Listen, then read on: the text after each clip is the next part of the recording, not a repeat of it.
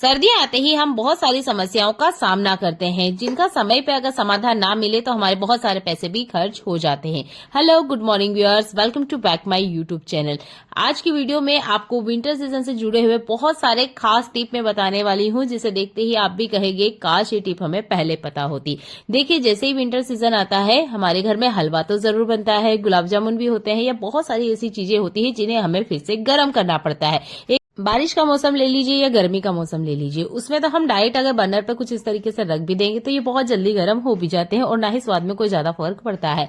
पर winter season में ही अगर हम हलवा को गर्म करते हैं, मान लीजिए ये मैं गाजर का हलवा आपको दिखा रही हूँ, अगर मैं इसे बर्नर पे रख के गर्म करूंगी, एक तो ये जल्दी गर्म होगा नहीं, ऊपर से ये थोड़ा सा जल भी जाता है, जिसकी वजह से इसका पूरा स्वाद खराब हो जाता है। तो अगर आपको विंटर सीजन में कुछ चीजों को फिर से गर्म करना है तो आप स्टीम कीजिए उस चीजों को, और उसके लिए आप कुकर का इस्तेमाल बराबर कर सकते हैं। एक तो बहुत कम टाइम लगेगा और ये जो भी चीजें आप गर्म करना चाहते हो बहुत जल्दी से गर्म हो जाएगी।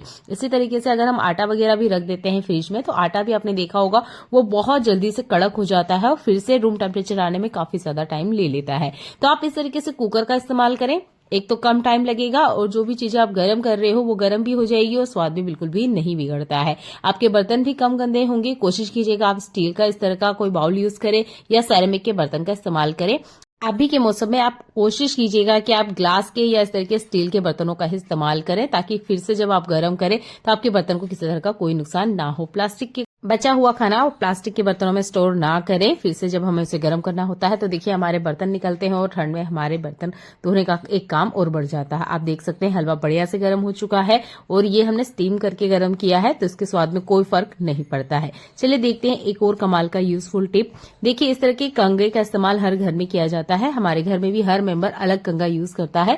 तो जब कंघे गंदे हो जाते हैं तो आप इसे कैसे क्लीन करते हैं? वैसे तो क्लीन करने के इससे पहले मैंने आपको काफी सारे टिप बता रखे हैं, पर उससे क्या होता है कि हम इमरजेंसी में काम निकाल सकते हैं। पर अगर अभी आपके पास टाइम है तब आप इसे पूरी तरीके से डीप क्लीन करें। कोशिश करें आप थोड़ा सा गर्म पानी लें। ये देखिए मैंने एक बर्तन लिया है, इसमें हल्का सा गर्म पानी डाला है और एक शैम्पू का सेशे यूज करना है। अगर आप बोतल वाला यूज करते हैं तो आप कोशिश कीजिएगा उतना लीजिएगा जितना कि आप एक बार बाल धोने में यूज करते हैं। पानी अभी गर्म है, अच्छे से इसे यहाँ पर आपने घोलना है। शैम्पू बहुत अच्छे से काम करता है, क्योंकि ये हमारे शैम्पू बालों के लिए ही यूज किया जाता है। बालों की जितनी भी गंदगी वगैरह होगी, देखते होंगे आप कि शैम्पू से बहुत अच्छे से निकल जाती है। वैसे ही ये जो कॉन्ग के अंदर जो गंदगी होती है वो हमारे बालों से ही होते हुए निकलती है, तो इसकी गंदगी निकालने के लिए भी शैम्पू ही बहुत अच्छे से काम करता है। मैंने इसे करके देखा है, बहुत बढ़िया रिजल्ट मिलता है। हल्का कुरकुरा पानी इसलिए लिया है क्योंकि कंघे के अंदर जो गंदगी होती है वो बहुत टाइम की होती है और जम जाती है, जो कि निकलने का नाम नहीं लेती है। गर्म पानी में आप इसे छोड़ दीजिएगा। 5 मिनट के बाद में ये पानी अच्छे से रूम टेम्परेचर पे आ गया था। फिर आप इस तरह का कोई पुराना ब्रश ले लीजिए। अगर कॉन्ग बहुत ज्यादा गंदा है तब आप कपड़े धोने का जो ब्रश होते हैं उसका इस्तेमाल कीजिएगा। टूथब्रश को हटा दीजिएगा। ये जो मेरे पास कंघे थे ये बहुत ज्यादा गंदे नहीं थे, इसलिए नॉर्मल टूथब्रश से क्लीन हो गए थे। अभी आप देख सकते हो कंघे बिल्कुल नए जैसे हो गए हैं। कोशिश कीजिएगा हफ्ते या 15 दिन के गैप में आप ये जो कंघे हमारे घर में यूज किए जाते हैं इनको अच्छे से बढ़िया से डीप क्लीन करें। अगर आप इनको ठीक से क्लीन नहीं करते हैं तो बालों में होने वाले इन्फेक्शन, रूसी का आधा कारण तो यही बन जाते हैं। चलिए देख लेते हैं एक और कमाल का यूजफुल टिप। देखिए, हमारे किचन में, वॉशरूम में बहुत सारे ऐसे बर्तन यूज किए जाते हैं जो कंटिन्यू पानी से टच होते हैं। जैसे कि पानी का एक मग्गा बता रही हूँ आपको, 2 मग्गे मैं आपको दिखा रही हूँ। एक मग्गा जिसका हैंडल टूटा हुआ है वो बहुत ज्यादा गंदा है, काफी ज्यादा उसमें पानी के दाग हुए हैं। तो इसे क्लीन करना ना एक बहुत बड़ी सरदर्दी हो जाती है, और जब हम कंटिन्यू बर्तन को यूज करते हैं देखिए वो गंदे होते ही हैं। बिल्कुल नया सा चमका के मैं आपको बताऊंगी। आपने लेना है हार्पिक। अगर रेड वाला हार्पिक आप यूज करते हैं तो उसका भी यूज कर सकते हैं, पर मेरे हिसाब से ये जो ब्लू वाला होता है बहुत बढ़िया से काम करता है। आपने इस तरीके से अप्लाई करना है जैसे मैं आपको दिखा रही हूँ। अगर बर्तन बहुत ज्यादा गंदा है, मान लीजिए हद से ज्यादा ही इसमें गंदगी इकट्ठा है, तब आप थोड़ा सा मीठा सोडा भी ऐड कर सकते हो। तो यहाँ पर तो ये मग्गा बहुत ज्यादा गंदा नहीं था, इसलिए मैंने नॉर्मल हार्पिक का ही यूज किया है। पुराना टूथब्रश लीजिएगा, हल्के से स्क्रबिंग जैसे ही आप करते जाओगे आप देखोगे कितनी भी पुरानी गंदगी क्यों ना जमी हुई हो, सब कुछ सेकंड्स में बाहर निकल के आ जाती है। तो ये जो प्लास्टिक के सरफेस या प्लास्टिक का जुड़ा जो भी बर्तन है पानी के दाग की वजह से बहुत ज्यादा गंदा हो चुका है।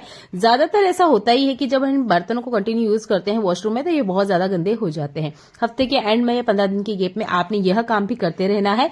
मग्गे के बाहर वाला हिस्सा मैं आपको दिखा देती हूँ। ये देखिए, ये भी बहुत ज्यादा गंदा है। थोड़ा सा हार्पिक में ही आपको लगा के बता रही हूँ। इसमें थोड़ा सा और लगेगा ताकि जो गंदगी है बहुत आसानी से निकल जाए। तो मुझे तो ये तरीका सबसे बेस्ट लगता है। वॉशरूम में या टॉयलेट में भी जो आप बर्तन यूज करते हैं या जो पानी के मग्गे वगैरह बाल्टी वगैरह आप यूज करते हो, कंटिन्यू जब आप यूज करते हो तो आपने देखा होगा उस पे सर्फ साबुन के व्हाइट से दाग आ जाते हैं, तो वो देखने में बिल्कुल भी अच्छे नहीं लगते हैं। हम तो कंटिन्यू उन्हें यूज करते हैं तो हमें ज्यादा फर्क नहीं पड़ता है, पर जब कोई गेस्ट वगैरह हमारे घर में आता है तो उन्हें ये चीज देखने में बहुत बुरी लग सकती है। हो सकता है वो यूज भी ना करे और घिन भी करे, क्योंकि इन चीजों को साफ जितना आप रखोगे आपकी सेहत के लिए फायदेमंद होगा। अगर ये गंदे रहेंगे तो ये हमारी सेहत को धीरे धीरे करके नुकसान करते हैं। हार्पिक का बराबर यूज कर सकते हैं। अगर आपको लगता है कि हार्पिक नहीं यूज करना चाहिए तो आप बिल्कुल अवॉइड कर सकते हो। आप चाहें तो यहाँ जैसे कि मैंने आपको बताया शैम्पू, आप उसका भी यूज कर सकते हो। हार्पिक अच्छे से क्लीनिंग का काम करता है, इसलिए मैं हार्पिक का यूज करके बता रही हूँ, क्योंकि पानी के दाग आपने भी देखे होंगे बहुत आसानी से तो बिल्कुल नहीं निकलते हैं। अगर आप हार्पिक नहीं यूज करना चाहते तो आप यहाँ पर येलो वाला जो एसिड होता है जो कि हम लेटरिन के अंदर यूज करते हैं उसका भी आप यूज कर सकते हो। वो बहुत ज्यादा रिस्की होता है, इसलिए मैं कभी उसका यूज करना नहीं बताती हूँ, पर अगर आपको यूज करना ही है तो आप वो वाले एसिड का भी यूज कर सकते हैं। उससे भी जो पानी के दाग है बहुत अच्छे से क्लीन हो जाते हैं। बस स्टील पे उसका इस्तेमाल मत कीजिएगा और ना ही आपने हार्पिक का स्टील पे इस्तेमाल करना है। रिजल्ट आपके सामने है। मग्गे में आप फर्क करके नहीं बता सकते कि कौन सा मग्गा गंदा था, फिर भी मैं आपको बता देती हूँ। ये जो हैंडल टूटा हुआ मग्गा था ये गंदा था और जिसे मैंने अभी बिल्कुल अच्छे से क्लीन करके आपको दिखाया है। उम्मीद करती हूँ यह वाला टिप आपको जरूर पसंद आया होगा और अपनी डेली लाइफ में इसको जरूर यूज कीजिएगा। आपके बर्तन बिल्कुल नए जैसे दिखेंगे, कोई कह नहीं सकता कि आप इसे डेली यूज करते हैं। चलिए देखते हैं एक और कमाल का यूजफुल टिप। मैंने एक बाउल लिया है, ये सर्दियों से जुड़ी हुई बहुत खास टिप है, ध्यान से देखिएगा। एक ऐसा कंटेनर या बाउल लेना है जिसका आप खाने पीने में यूज नहीं करते हैं। फिर से एक शैम्पू का सेशन लीजिएगा। अगर बोतल यूज करते हैं तो एक बार में जितना आप बालों के लिए यूज करते हैं उतना यूज कीजिएगा। शैम्पू इसके अंदर मैंने खाली कर लिया है। इसके बाद में लेना है हमने व्हाइट वाला टूथपेस्ट। आप कोई सा भी ले सकते हैं, पर कोशिश कीजिएगा इसका कलर व्हाइट ही होना चाहिए, कलरफुल ना हो, रेड येलो इस तरह का कोई टूथपेस्ट नहीं होना चाहिए, व्हाइट कलर का होना चाहिए।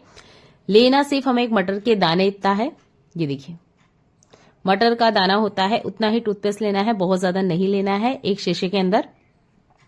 इसके अलावा लेना है हमने मीठा सोडा। मीठा सोडा की भी क्वांटिटी आप देख लीजिएगा, जितना हमने शैम्पू लिया है उसकी आधी क्वांटिटी में हमें मीठा सोडा लेना है। ये देखिए शैम्पू लगभग 1 चम्मच के आसपास होगा तो आधी चम्मच इतना मैंने यहाँ पर मीठा सोडा लिया है। इसके बाद में लेना है हमें नींबू। आधा कटा हुआ नींबू है, बीज कोशिश कीजिएगा ना यूज करें। मैं स्पून से मेजरमेंट करके आपको बता देती हूँ, लगभग 3 चम्मच इतना हमने यहाँ पर नींबू का जूस ऐड करना है। इन सब चीजों को अच्छे से आपने मिक्स करना है। आप देखोगे बहुत स्ट्रॉन्ग सॉल्यूशन बनके रेडी हो जाएगा। जैसे ही आप इसके अंदर नींबू डालोगे केमिकल रिएक्शन होंगे, बहुत अच्छे से एक फॉर्म बनके रेडी हो जाएगा। नींबू का छिलका आपने नहीं फेंकना है, स्क्रबिंग के लिए हम इसका इस्तेमाल करेंगे। ये एक पैक बना के बताया है जो कि आपके सर्दियों की आधी से ज्यादा समस्याओं को हल कर देगा, जिसके लिए हम बहुत सारा पैसा खर्च करते भी हैं और बहुत ज्यादा परेशान भी होते हैं। तो ये एक पैक बनके रेडी हो चुका है। इसके अलावा एक और पैक हम बना के रेडी करेंगे जो कि आपके हाथ पैरों की जो रंगत है उसको निखार देगा। कैसे अप्लाई करना है वीडियो में बने रहिए, मैं आपको बताऊंगी कि इन्हें कैसे अप्लाई करना है। एक और एक्स्ट्रा बाउल लेना है जिसका आप खाने पीने में यूज नहीं करते हैं। मैंने यहाँ लिया है वैसलीन, जिसे हम विंटर सीजन में इस्तेमाल करते हैं। आप अगर वैसलीन का यूज नहीं करते तो आप ग्लिसरीन भी ले सकते हैं। 1/4 चम्मच इतना लेना है जितना मैं आपको दिखा रही हूँ। इसे कंटेनर में ले लीजिएगा। इसके बाद में हल्का कुनकुना दूध लेना है हमने। आप ठंडा दूध भी ले सकते हो, पर जो क्रीम बना रहे हैं ना हम, उसमें आप हल्का कुनकुना दूध लोगे तो इसका फायदा है कि जो वैसलीन है वो अच्छे से मिक्स हो जाएगी। ग्लिसरीन लिक्विड होती है इसलिए वो जल्दी से ठंडे दूध में भी मिक्स हो जाएगी, पर अगर आप वैसलीन ले रहे हो तो हल्का कुनकुना 1 चम्मच दूध लीजिएगा। दोनों को अच्छे से मिक्स कीजिएगा। बहुत अच्छे से मिक्स हो जाते हैं, थोड़ा टाइम जरूर लगता है पर मिक्स हो जाते हैं। थोड़ा सा मीठा सोडा लीजिएगा। ये देखिए अच्छे से आप चम्मच को हिलाते जाइएगा, ये बहुत अच्छे से इसमें मिक्स हो जाएगा। आप इसे तभी बनाइएगा जब आप डायरेक्ट इसे अप्लाई करने वाले हैं, बना के मत रखिएगा, नहीं तो जो वैसलीन है वापस से सेट हो जाती है। हल्के कुनकुने दूध में अच्छे से मिक्स हो जाएगी। अब इसे यूज कैसे करना है, कहाँ यूज करना है। सर्दियों के मौसम आते ही हमारे हाथ पैर की जो जॉइंट होते हैं ये बहुत ज्यादा गंदे हो जाते हैं, काफी ज्यादा इस पे काले काले निशान हो जाते हैं जो कि बिल्कुल निकलते नहीं हैं। हम डेली ही क्यों ना नहाए फिर भी यहाँ पर काफी सारी गंदगी इकट्ठा हो जाती है।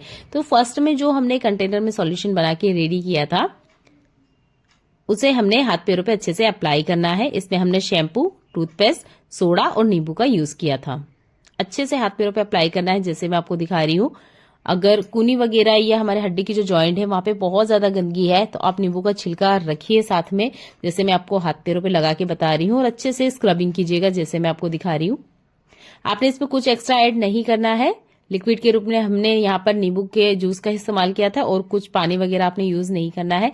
बस अच्छे से हाथों पे स्क्रबिंग करिएगा, जैसे मैं आपको दिखा रही हूँ। ये देखिए, नींबू और मीठा सोडा हमारे हाथ पैरों से जितनी भी गंदगी है, भले वो कितनी ही पुरानी क्यों ना हो, उनको बिल्कुल खींच के बाहर निकाल देता है। शैम्पू जो है वो भी बहुत अच्छे से गंदगी को निकालता है। तो मैंने वही सारी चीजें ऐड करी है जो कि बहुत अच्छे से क्लीनिंग का काम करती है। टूथपेस्ट का गुण तो आप जानते ही हो, कितनी भी पुरानी गंदगी है उसको भी बहुत अच्छे से ये निकाल देता है। नींबू का छिलका आपने स्क्रबिंग के लिए यूज करना है। अगर आप यहाँ पर हाथ पैर साफ करने के लिए जो स्क्रबर यूज करते हैं उसका भी यूज कर सकते हैं। मैंने नींबू के छिलके का ही यूज किया है। इस तरीके से हाथ पैरों पे बहुत अच्छे से आप अप्लाई कीजिएगा। मैंने यहाँ मीठे सोडे का यूज किया है, तो कोशिश कीजिएगा आपने ये रेमेडी चेहरे पे अप्लाई नहीं करना है। मीठा सोडा चेहरे पे अप्लाई नहीं किया जाता है, इसलिए मैं हर बार जब भी आपको रेमेडी बताती हूँ, अगर मीठा सोडा यूज किया है तो उसे आपने फेस पे अप्लाई नहीं करना है। यह रेमेडी मैंने हाथ पैरों के लिए ही बताई है, क्योंकि हाथ पैरों में जो गंदगी होती है वो बहुत जिद्दी होती है। स्पेशल विंटर सीजन में तो यहाँ बहुत ज्यादा दाग धब्बे आ जाते हैं जो बिल्कुल भी निकलने का नाम नहीं लेते हैं। थोड़ा सा कुनकुना पानी लीजिएगा, लगभग 2 लीटर, उसमें भी एक शैम्पू का सेशे डाल के आप अच्छे से झाग बना लीजिएगा। उसके बाद में आपने ये हाथों की सफाई करनी है, जैसे मैं आपको दिखा रही हूँ। ये देखिए, आप जब एक ही बार इसे यूज करोगे आप खुद यकीन नहीं मानोगे कि यार इतनी ज्यादा सफाई हम घर बैठे कर सकते हैं। सारी चीजें घर में ही अवेलेबल होती है, उसके बाद भी हम मार्केट जाते हैं, बहुत महंगे दाम पर हम हाथ पैरों की सफाई करवाते हैं और 3-4 दिनों बाद हमारे हाथ पैर वैसे ही हो जाते हैं, क्योंकि हमारी लाइफस्टाइल ही ऐसी है कि हमारे घर के काम है वो हमें करने ही होते हैं। तो देखिए, आप घरेलू महिला है तो ये रेमेडी आपके लिए बेस्ट है। एक जुराब ले लीजिएगा। अगर आपको लगता है कि अच्छे से क्लीनिंग नहीं हुई है या हाथ पैरों में जो धूल मिट्टी है वो अच्छे से फूल तो गई है पर निकलने का नाम नहीं ले रही है, क्योंकि जब आप इसे यूज करोगे ना तो आपको खुद महसूस हो जाएगा कि हाँ, हाथ पैरों में जो गंदगी है वो निकल रही है, तब आप किसी स्क्रबर का ना यूज करते हुए आप एक कपड़े का यूज कीजिएगा, जैसे मैं आपको दिखा रही हूँ। जुराब बहुत बढ़िया से काम करता है, मैंने इसे करके देखा है पर्सनली और बहुत अच्छा रिजल्ट मिलता है। यकीन मानिए, एक बार तो आप जरूर करके देखिएगा। जुराब से आप जितना अच्छे से क्लीनिंग कर पाओगे ना, उतना स्क्रबर भी नहीं आपको करके बताएगा। तो मैंने अच्छे से यहाँ पर हाथ पैरों की जो जॉइंट है या हमारी उंगलियों के बीच में जो गंदगी इकट्ठा होती है, इनको अच्छे से जुराब की हेल्प से क्लीन किया है। अच्छे से आप एक कॉटन कपड़े से वाइप कर लीजिएगा हाथों को। इसके बाद में हमने जो सेकंड क्रीम बनाई थी, वैसलीन, दूध और थोड़ा सा सोडा ऐड करते हुए वो हमने अप्लाई करना है। कोशिश कीजिएगा विंटर सीजन में जो एक गलती हम करते हैं वो बिल्कुल ना करें। आप नहा लें या हाथ पैर धोएं, उसके 2 मिनट के अंदर ही आपने मॉइस्चराइजर का यूज करना है। अगर आप मॉइस्चराइजर नहीं यूज करते हैं तो इस क्रीम का आप यूज कर सकते हैं, जो मैंने अभी आपको बना के बताई है। आप डायरेक्ट वैसलीन का भी यूज कर सकते हैं, पर वैसलीन ना कुछ टाइम बाद में उड़ जाती है या वो अच्छे से काम नहीं करती है। पर आप थोड़ा सा मीठा सोडा और दूध ऐड करेंगे तो बहुत अच्छे से एक लॉक लग जाएगा आपकी स्किन के ऊपर, जो कि आपको 4-5 घंटे के लिए टेंशन फ्री कर देगा। आज की यूजफुल वीडियो में यह टिप सबसे खास थी जो आपके सर्दियों के पैसे बचा लेगी, क्योंकि हमारे हाथ पैर एक ऐसी चीज है जो कि विंटर सीजन में फटते ही हैं, भले ही हम कितना भी केयर क्यों ना कर ले। तो हफ्ते में 2 बार आप इस रेमेडी को यूज कीजिएगा, 100% आपको रिजल्ट मिलेंगे। देखने के लिए आपका बहुत सारा धन्यवाद।